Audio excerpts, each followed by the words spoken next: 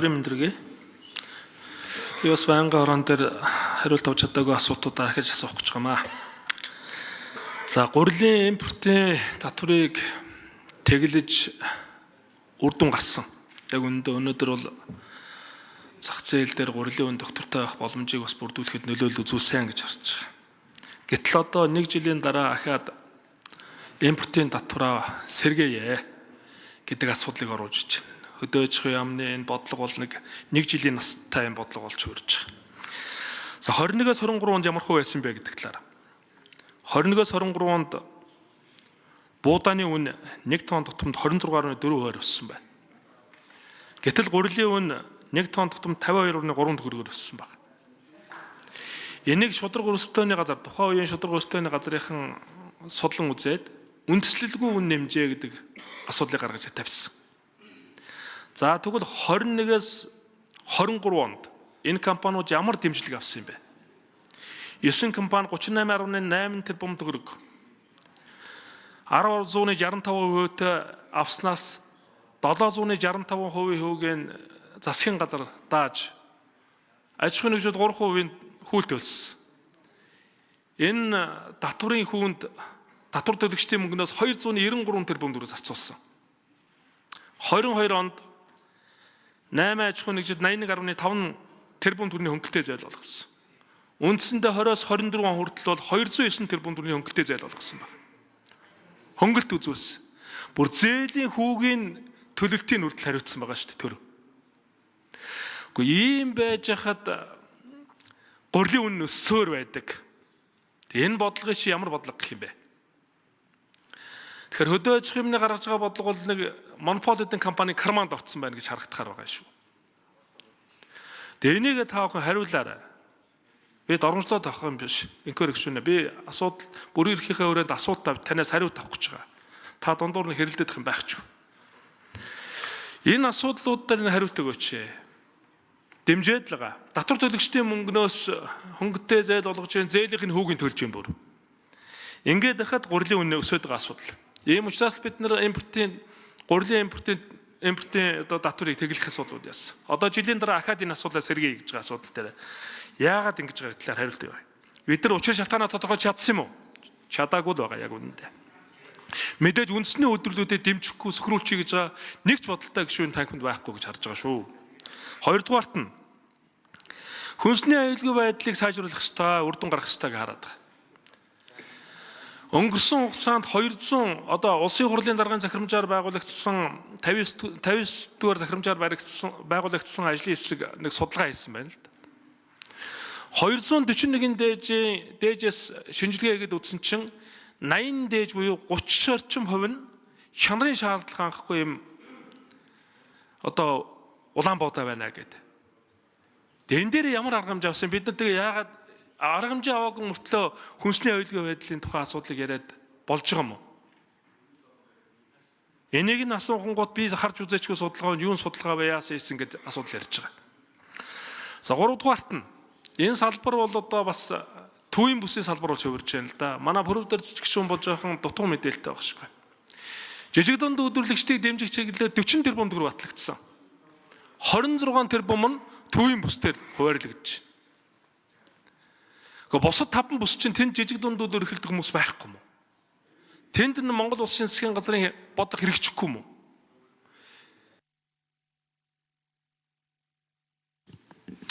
За хариулт өгье. Чаданбагийн инхойр сайд хариулт өгье.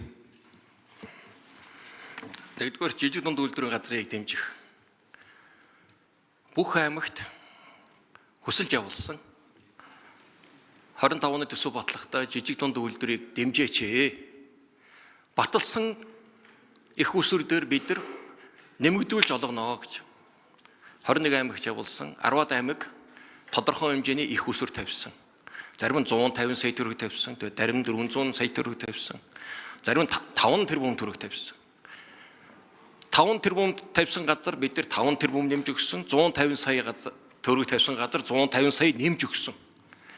Нөгөө дор улсын их хурлаас сүүлийн 5 жил жижиг дунд үйлдвэрийг дэмжих чиглэлээр оруулсан нэг ч хөрөнгө оруулалт байхгүй.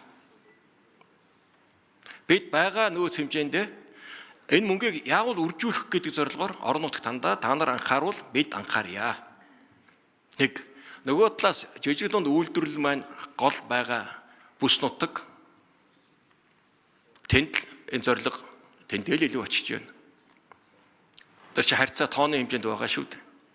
Зарим орон нутаг мөнгө тавиагүй гэсэн. Жижиг дунд үйлдвэрөө бид дэмжихгүй л гэсэн юм хариу гэсэн. Чанарын асуудал ярилаа 241-ийн дээж 30 гэж яриад байгаа. Ямар чанараа ярмаар байна? Цавуулга нь муу байсан юм уу? Шилэнцэр нь муу байсан юм уу? Яг юу нэм одоо эслэг нь муу байсан юм уу? Энэ чинь тухайн ургац айл аж ахуйн нэгжээс шалтгаалаад энэ чинь өөр гарна шүү дээ. Эндээ тааруулаад энэ чинь дөрвөн ангиллаар үйлдвэрлэлийн болон тэжээлийн ингээ бүх спиртийн ингээ хуваагдаад таарсан зориултаараа л явдаг шүү дээ. Улаанбуудаа хаягддаггүй шүү дээ. Хамгийн доод чанарын үзүүлэлттэй тэжээд болол явна. Ямар чанар үзүүлэлт тэнцэхгүй байсан.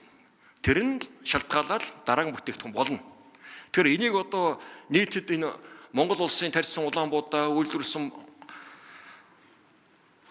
гурил одоо чанаргүй гэсэн маягаар ойлгуулах гээд байна. Тийм зүйл байхгүй. За, дэмжлэг авсан үйлдвэрүүд ажиллаа хийсэ. Швейцар, Туркийн технологиор иж бүрэн шинжлэгцээ. Эндгээр одоо хаанч бардан хэлнэ. Манай гурилын үйлдвэрийн бүтээгдэхүүн Оросын улбаны улсын гурилаас чанарын хувьд хол илүү. Тийм болохоор төрөл бүрийн одоо нарийн гурилын бүтээгдэхүүний үйлдвэрлэл нэмэгдээд байгаа нь энэ хоригтой холбоотойр зөвхөн дээд гурилын үн өсөд бус нь унж байгаанд бас энтэй холбоотой. Импортыг бүгдийн тэглэлчээ гэдэг бодлого манай яамны бодлого биш байсан. Сая тайлбарлалаа шүү дээ. Хохирлыг багасгахын тулд 25,000 тонныг л татваргүй оруулж ирээд энэ нөхцөл байдлыг зэгсэлье гэсэн. Их хурл дээр 100% бонтын хязгаарлалтгүй авна гэдэг шийдвэр гарсан.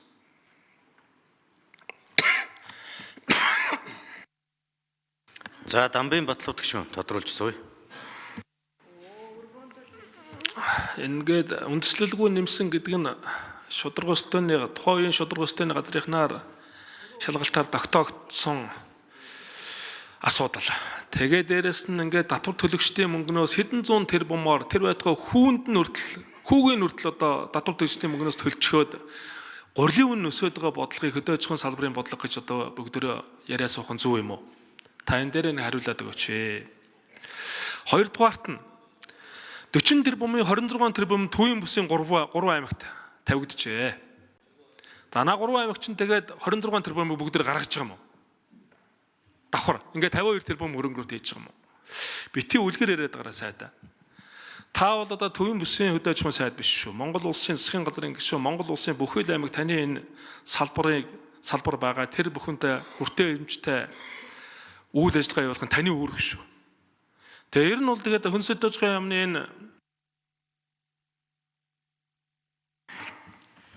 За, энэ хоёр сайд нэмэлт хариулт өгье. Монгол улсын хүн амын маань 70% энэ төвийн бүсэд байна. Нийт үйлдвэрлэл явуулж байгаа аж ахуйн нэгжүүдийн бараг 95% нь энэ бүсэд байна. Тэгэхээр энэ зориулт нь тэр зориулагдсан газараа л очино. Энэ төвийн бүс чинь газар тариалангийн үйлдвэрлэлийн 90% энд л явагдаж байна. Бодит байдал шүү дээ. Би тэгшдгэн хуваах болцоогүй шүү дээ. Энэ өөрөө яг үйлдвэрлэл дээр очих ёстой л зээл.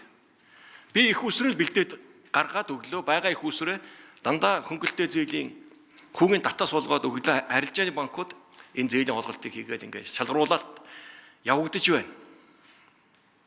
Газар дээр нь очиод танилцаж болно. Энэ хэлэхэд төвийн бүс гэж яриад байна. Бид төвийн бүс дээр тулгуурлаж хөдөө аж ахуйгаа босгож ирнэ, хөнгөн үндэсний үйлдвэрээ босгож ирнэ. Өөр бидэнд энэ байгалийн нөөц байхгүй. Юм ургадаг, тарьдаг.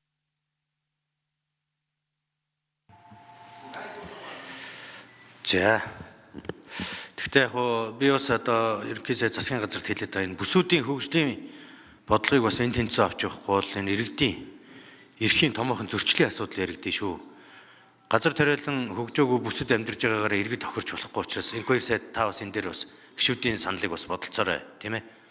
Тэгэхгүй бол одоо бүсүүд тэр чигтээ хаягдаад байж болохгүй шүү дээ.